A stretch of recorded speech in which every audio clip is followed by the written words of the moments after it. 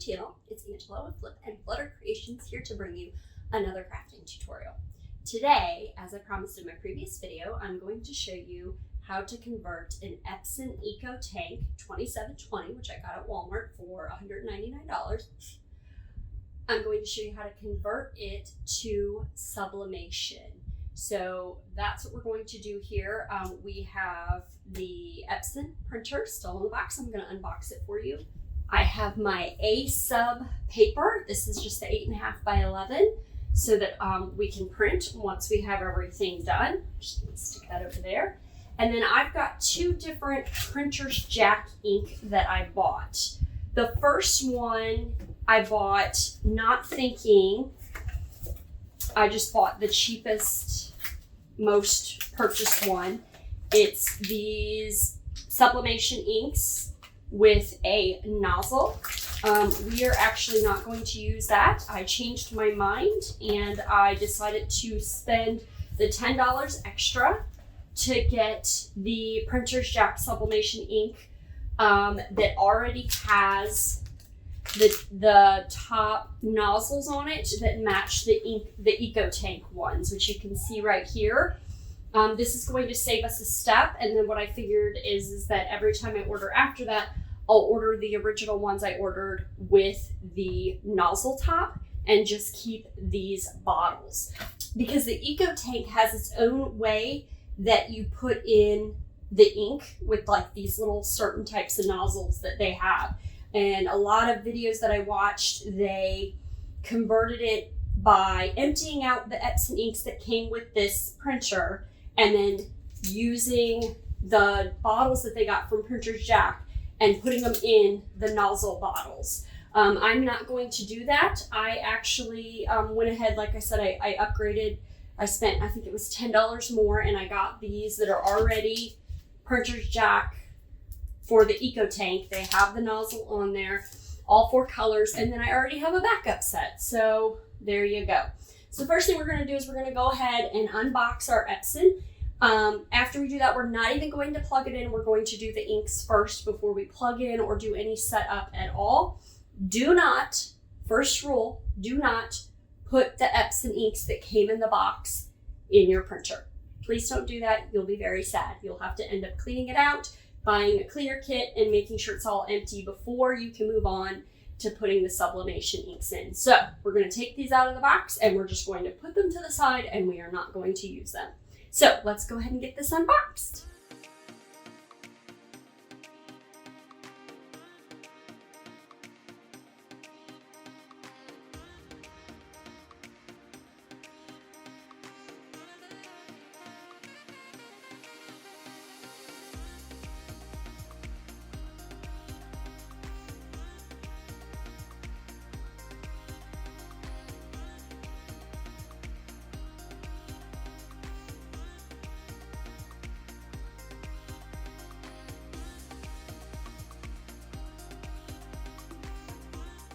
So we're all done. As you saw, there was a lot of tape to take off of that. One was for this back tray, which is where the paper feeds in, and that just slides back down. Another was for the tray right here for when the pages print out. We'll go ahead and we'll just slide that in, and it had just about everything taped down, so make sure you get all that tape off of there. It did come with the software CD, which is unusual. Most times you probably won't even need that anymore nowadays. I don't even think my main computer even has a CD drive, and it does not, because most of the time you can get the driver right from online, and so they've got the little starter instructions. So you've got your instructions, your cable, which we are going to wait to plug this in until after we do the inks, and then of course you have your inks. Now, you can see that these match the inks that I got from Printer's Jack. I am not even going to unwrap these and show you these anymore because I don't want to risk accidentally putting these in the printer. So we're just going to put these to the side and say goodbye. So, out of the way. So, the first thing that you'll want to notice is that the Eco Tank, it has black, the Y, the M, and the C, so yellow, magenta, and cyan. And you'll be able to see the ink levels on the outside of here. It does have a level marker, so if it gets below the level, you want to make sure you refill your inks.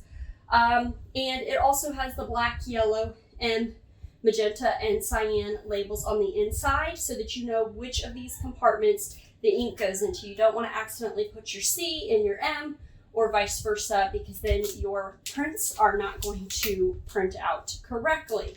So I'm going to go ahead and get these open, and then I'm going to zoom you in a little bit. You probably won't be able to see me completely, but it'll give you the chance to kind of see what I'm doing up close. I also have these lovely gloves that Printers Jack sent, so that just in case the ink gets on my hands. I don't expect them to. They did come with this package of Printers Jack. I think I also have a pair of them in the refill kit that I got. And I'm actually going to put these in the order that they're going to go in the printer, just as another extra step of precaution to make sure that I get these in the right section. M and Y.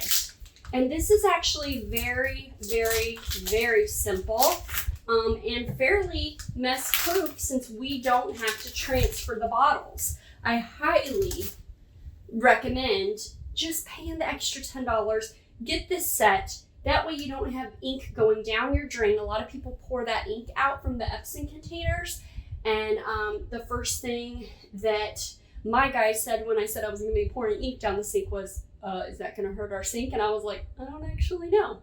So that's when I got on and looked, because I thought when I ordered these, somebody online had said that these were great because you didn't have to switch the bottle. But I ordered the one that was like I think it was like $23 or something, or $20. I can't remember right now. I can link all those products down below. And I went back in and checked, and I was like, oh, they have some that already have the correct bottles. I can sell those inks or something like that if I need to give them away. And I don't have to waste them or put them down my sink. And I don't have to go through the whole process of transferring the inks and getting my hands all crazy. So the first thing, I'm going to go ahead and zoom you in so you can see each of these little containers here. All these do is they just pop right up, just like that. And they have a little nozzle that's around with like a line through it like this. Not sure if that's close enough for you to see. I can try to zoom in. Camera might go a little wonky, but there we go. You see how those inks are, those little nozzles. This also gives you instructions right here. I'm actually going to close every nozzle except black because I don't want to risk. But it does give you the instructions right here in case you forget. So I'm going to slide you back up. Okay. All right. So I'm going to put my gloves on just in case. I don't know how messy this is going to be.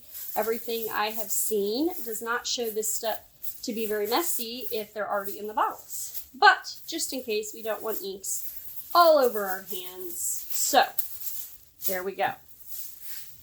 So we are just going to open this bottle. This twists, and here's your ink bottle.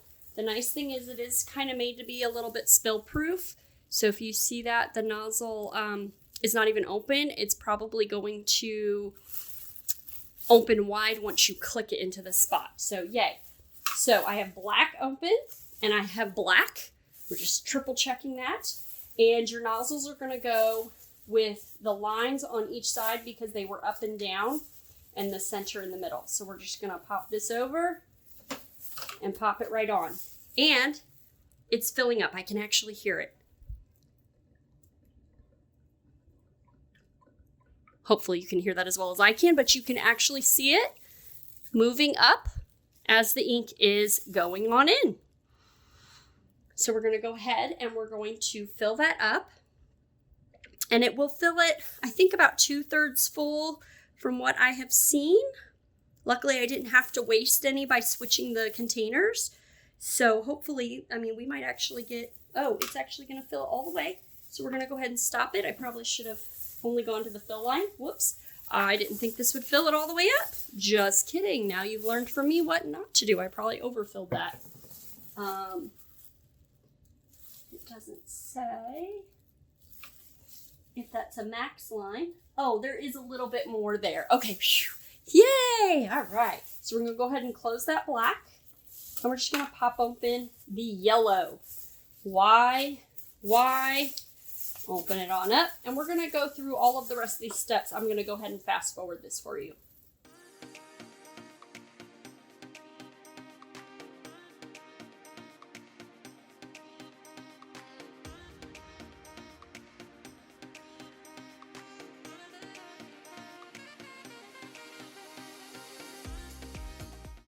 Okay, so now all of our inks are filled up. I didn't even need the gloves. My hands did not get dirty, yay. I am gonna go ahead and put these lids back on.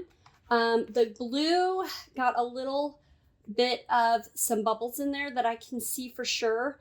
And that is because I couldn't hear it. And I'm guessing it's because the other three are so full. Actually, you can see I didn't fill that blue up all the way because there were bubbles. So it looked like it was higher than it was. I couldn't hear it. So I pulled it out and put it back in thinking that maybe it wasn't going in, but it actually was filling. I think because these other three were full, it wasn't echoing as loudly. So I actually couldn't hear it going. Bloop, bloop, bloop, bloop, bloop, bloop, bloop, bloop. So I will probably need to go ahead and put some more of that in there.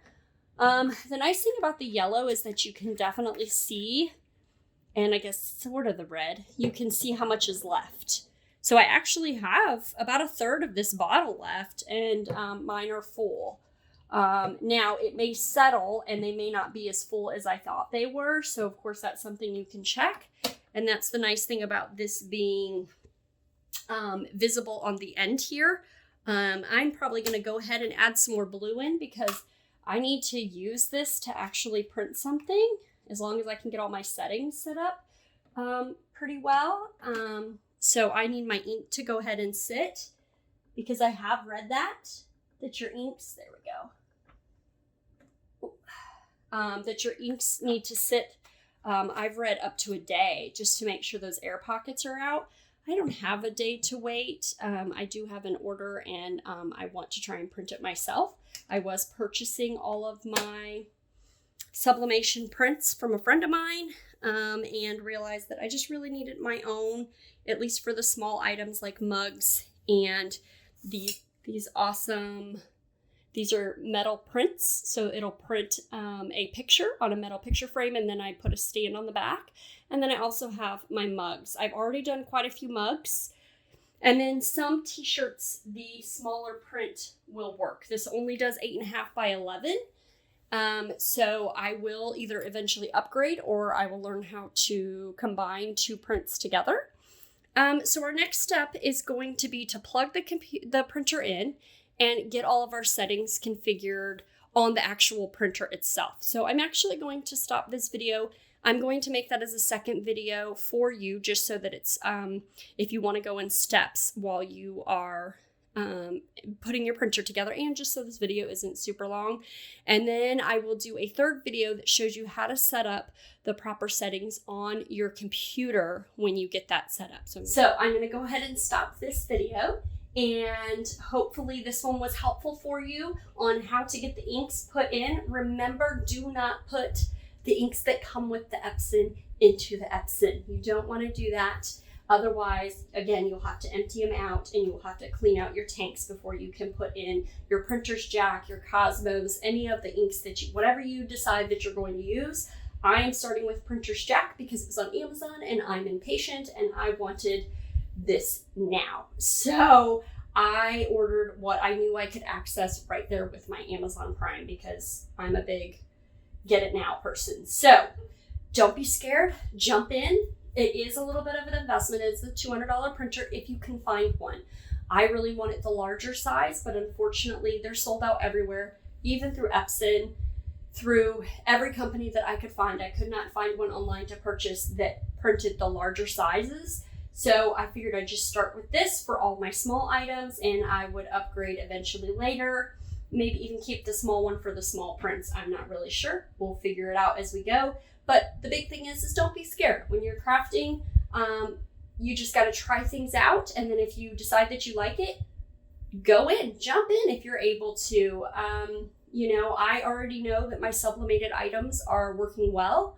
I tested them out using my heat press, my mug press, already by purchasing them from a friend. So that might be something you want to try first, is to buy your sublimations from maybe a local artist or a friend that you know that has sublimation technology that they can do it before you jump in and get your own. But once you jump in like I am right now, here you go. This is what we're going to do. So hopefully this video was helpful for you. If so, give it a thumbs up for me, and don't forget to hit that subscribe button so that you can be notified when I post my next video, and I will get the next 2 videos out on this very quickly. Thank you. Bye.